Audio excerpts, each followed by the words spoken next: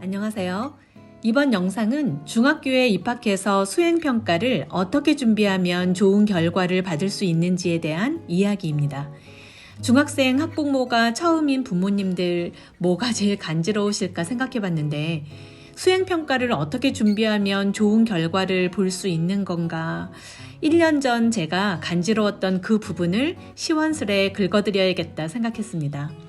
때가 때인지라 영상 몇 개 올리지 않은 채널에서 예비 중학생들에 대한 영상이 상대적으로 조회수가 높더라고요. 게다가 새벽 시간에 눈에 띌 만큼 늘어나는 것을 보니까 아이 중학교 입학을 앞두고 우리 엄마들 밤잠 설치시나 보다 했습니다. 저도 그랬던 기억이 있습니다. 우리 모두 화이팅입니다. 그럼 이야기 시작하겠습니다. 다들 아시겠지만 낯선 수행평가라는 단어에 몰입하셔서 국수형 중요한 공부 뒷전으로 하시고 수행평가에만 올인하시면 안 됩니다. 반드시 학교 공부를 우선적으로 챙기시고 그 이외의 시간에 수행평가를 최대한 완성도 있게 준비하시기 바랍니다. 예를 들어 내일 수학 시험과 수행평가가 함께 있다면 당연히 수학 시험 준비를 철저히 하시고 그 이후 시간을 수행평가에 할애하는 거죠. 이 부분 꼭 기억하시고 이야기 들어주시기 바랍니다.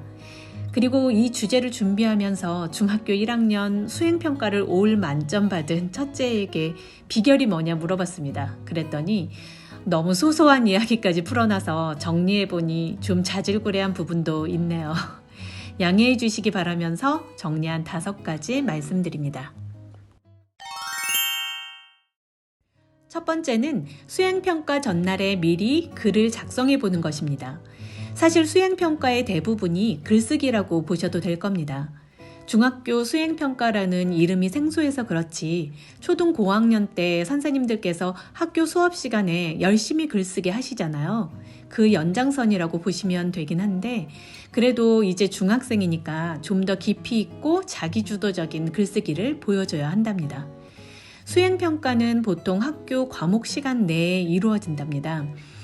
선생님께서는 어떤 주제의 글쓰기를 할 것이라고 미리 알려주시고 기초 자료를 집에서 찾아볼 수 있는 시간을 주십니다.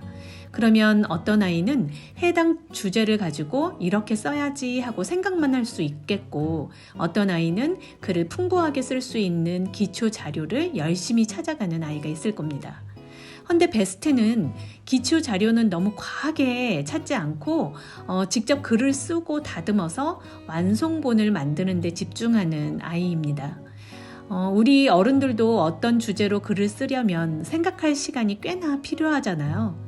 그 시간까지 수업 시간에 할애를 하면 막상 글을 쓸 시간이 없습니다.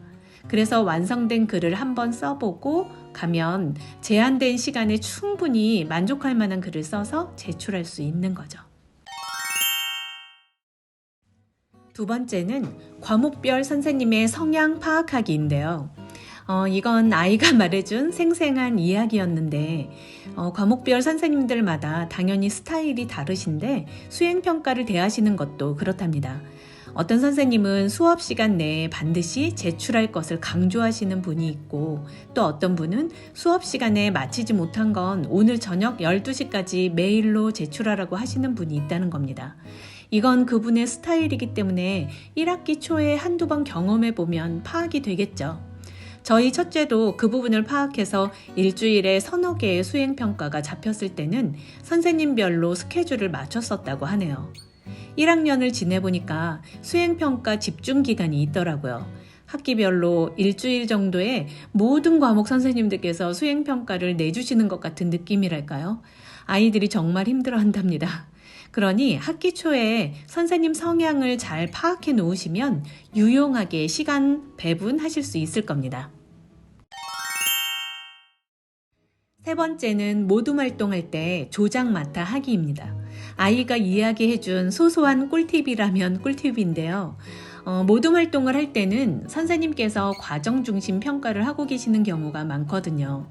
이때 조장을 뽑아서 수업을 진행하시는데 그 조장을 맡아 하면 좋다고 하네요. 아무래도 요즘은 개인 활동보다 협동 활동을 중시하는 교육이다 보니까 과정 중심의 평가를 하실 때 타인에 대한 배려와 협력 그리고 리더십을 보시겠죠. 그런 면에서 조장으로 적극적인 활동을 하는 모습은 좋은 평가를 받을 수 있을 것 같습니다. 네 번째는 기타 과목의 평가 항목을 미리 확인하고 연습해 보는 것입니다. 이 부분이 참 지나고 나서도 당황스러웠는데요. 저희 아이 학교에서는 체육 수행 평가로 저글링, 그리고 배드민턴 셔틀콕 집기를 받고 음악 시간엔 컵타, 가정 시간엔 손바느질로 필통 만들기 등등을 했습니다. 손바느질은 우리 어릴 때도 한 것이고 자기 옷에 구멍 난 정도는 바느질 할 수 있어야 하니까 그렇다 치더라도 저글링과 셔틀콕 집기 이건 정말 애 많이 썼답니다. 남편과 제가 유튜브 찾아가면서 방법도 알려주고 우리가 따라해보기도 했는데 이런 부분은 방법을 안다고 쉽게 할 수 있는 것이 아니더라고요. 남편은 왜 학교에서 서커스를 시키냐면서 좀 불만을 내기도 했는데 아이는 매일 저녁 30분에서 1시간씩 저글링과 셔틀콕 집기 연습을 했습니다. 그렇게 공부 시간 빼서 연습한 결과 만점을 받았죠. 지금은 눈 감고도 저글링을 하고 국가대표처럼 셔틀콕을 능숙하게 들어올리는 경지에 올랐습니다. 덩달아 저희 남편도 저글링과 셔틀콕 들어올리기 선수가 되었고요. 다시 생각해봐도 참 이걸 왜 이렇게까지 시키시나 싶긴 한데 학교에서 정하시는 것이니 다 이유가 있으시겠죠. 우리 예비 중1 친구들은 진학하는 학교에서 기타 과목 수행평가를 어떤 항목으로 보는지 확인하셔서 방학 때 재미삼아 연습시켜 놓으세요. 그럼 그 귀한 학기 중 시간을 빼서 사용하지 않으셔도 된답니다.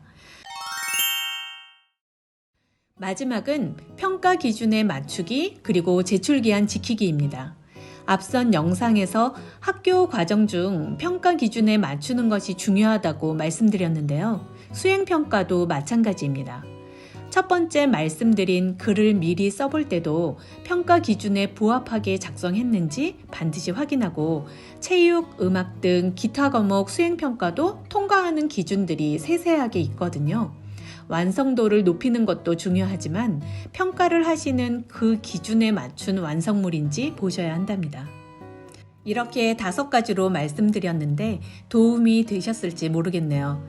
이 영상을 부모님들께서 보시고 모든 평가를 점수 잘 받기 위해서 평가 기준에만 딱 맞추는 스킬을 익혀야 된다고 생각하시지 않으셨으면 합니다. 그보다 선생님들께서 그 수행평가를 통해 어떤 교육을 하시려는 것인지를 먼저 보시고 아이의 성장에 도움이 되는 활동들로 접근해야 한다고 생각합니다. 그러면서 결과까지 좋을 수 있는 방법을 더하는 거죠. 우리가 아이들에게 제시해야 하는 길은 늘 건강해야 하니까요. 그럼 오늘 이야기는 여기까지 하겠습니다. 모두 행복한 연말 보내시고 들어주셔서 감사합니다.